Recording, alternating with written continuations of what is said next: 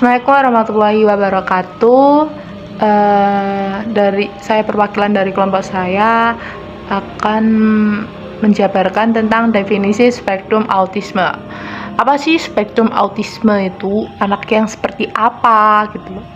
Pengertian spektrum autisme yaitu kelainan yang terdapat di sistem saraf yang dialami sejak awal masa bayi. Autisme berasal dari kata autos yang berarti diri sendiri, dan isme yang berarti suatu aliran. Karena anak autis itu berbeda dengan anak normal lainnya. Dia memiliki karakteristik tersendiri yang digolongkan menjadi 6 bagian ataupun 6 macam.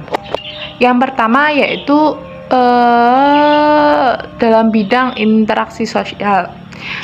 Cara berkomunikasi, perilaku emosi, pola bermain, gangguan sensorik dan motorik, dan perkembangan terlambat atau tidak normal. Maka dari itu sangat berbeda sekali dengan anak normal lainnya.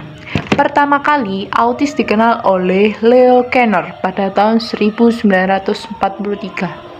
Anak spektrum autisme berbeda dengan anak normal lainnya, memiliki perbedaan lebih mudah sering tantrum, sulit untuk berkomunikasi, dan sulit bergaul dengan orang-orang atau teman sebayanya. Ada berapa sih penyebab yang membuat anak autis mudah tantrum? Di antaranya, tidak bisa mengikuti instruksi yang diberikan. Yang kedua, anak normal tidak bisa memahami anak autisme. Yang ketiga, sulit mengekspresikan perasaan atau kebutuhan. Yang keempat, sulit memecahkan masalah sendiri. Yang kelima, tidak mampu melaksanakan sesuatu yang diinginkan. Yang keenam, merasa takut dan tidak nyaman. Dan yang terakhir, merasa capek dan tidak bisa tidur. Jadi, anak spektrum autisme itu sangat berbeda dengan anak normal lainnya. Dia lebih suka menyendiri dan tidak suka memberatkan orang lain, tetapi di saat dia bingung, yang paling dia lakukan yaitu marah. Selanjutnya ialah yang kedua, faktor yang menyebabkan gangguan spektrum autisme. Belum banyak yang mengetahui penyebab utama dari autisme, yaitu ada yang menyebutkan dengan multifaktorial, sehingga banyak sekali faktor yang mempengaruhinya. Ada beberapa tokoh yang menjabarkan penyebab dari autisme menurut hasil lapangan. Di antaranya yaitu yang pertama, bersifat genetik atau metabolik, yang kedua disebabkan vaginations, yang ketiga disebabkan oleh ibu hamil yang memakan makanan seafood. Selain itu, ada yang berpendapat gangguan autisme dikarenakan faktor dari prenatal, neonatal, pasca-natal, dan karena faktor genetik. Ada beberapa tiga periode yang berisiko mengakibatkan autisme. Di antaranya yaitu yang pertama, periode prenatal, periode neonatal, dan periode usai bayi. Ciri-ciri anak yang mengalami gangguan spektrum autisme. Anak tidak mampu berbicara atau menggunakan bahasa untuk menyampaikan maksud hatinya sendiri kepada orang lain. Bertingkah laku yang sangat menyimpang dibandingkan dengan penyandang kelainan lainnya. Terisolasi terhadap lingkungan karena ia senang pada dunianya sendiri, serta tidak mengenal orang lain di sekitarnya melalui kontak mata.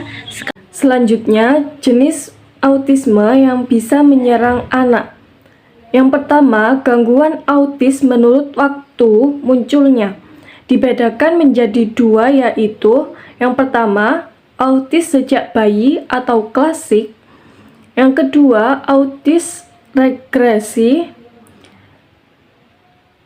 Selanjutnya, ditinjau dari kemampuan bicara, autis dibagi menjadi dua, yaitu yang pertama, autis verbal, kedua, autis nonverbal, dan selanjutnya ditinjau dari perilakunya.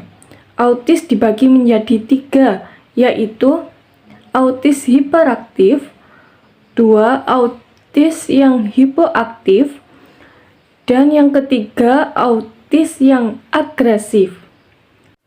Selanjutnya, cara untuk menangani gangguan spektrum autisme.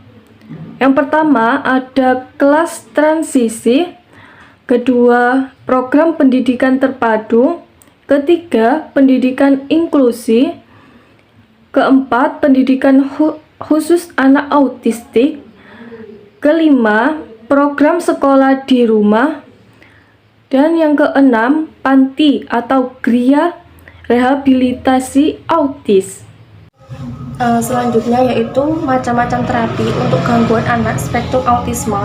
Itu ada 6. Yang pertama yaitu metode Lovaas, di mana metode Lovaas ini merupakan bentuk dari Applied Behavioral Analysis atau ABA, di mana dasar metode ini adalah dengan menggunakan pendekatan perilaku atau behavioral, yang pada setiap tahap intervensi dini anak pada autisme ditekankan pada kepatuhan keterampilan dalam meniru dan membangun kontak mata.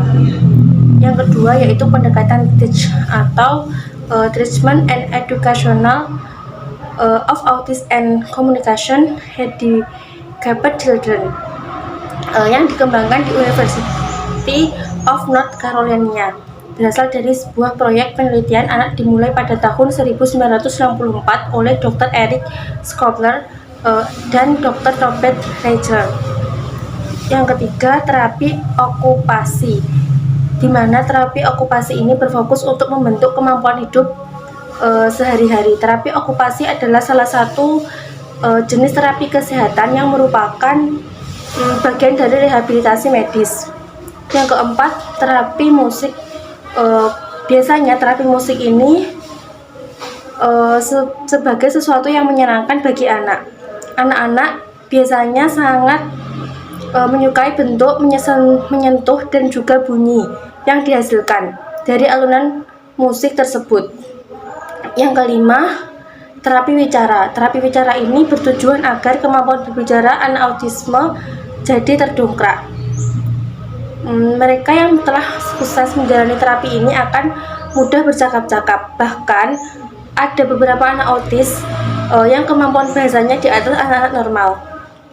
Terus yang keenam yaitu terapi medikamentosa, di mana terapi medikamentosa ini dalam pelaksanaannya terapi ini tidak bisa dilakukan tanpa pengawasan dokter yang berwenang. Pemberian obat-obatan ataupun vitamin dosis tinggi tidak boleh sembarangan. Dan biasanya obat-obatan yang digunakan itu obat antidepresi yang dapat meningkatkan jumlah serotonin di dalam otak.